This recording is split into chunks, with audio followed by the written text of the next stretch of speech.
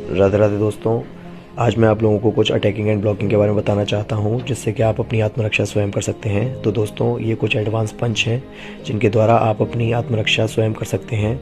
तो दोस्तों, जैसा कि आप जानते हैं कि आज के इस ज़माने में कोई भी आपकी मदद करने नहीं आता है, आपको अपनी खुद की मदद स्वयं करनी होती है।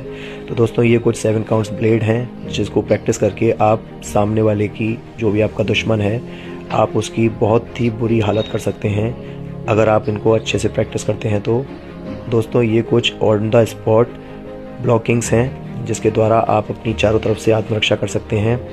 दोस्तों, वीडियो को लाइक, शेयर एंड सब्सक्राइब करना ना भूलें और कमेंट में बताया कीजिए कि आपको ये वीडियो कैसी लग रही हैं। दोस्तों, ये कुछ एल्बो अटैक्स हैं जिसके द्वारा आप अपनी आगे, पीछे, दाएं, बाएं चारों तरफ से आप अपनी आत्मरक्षा कर सकते हैं।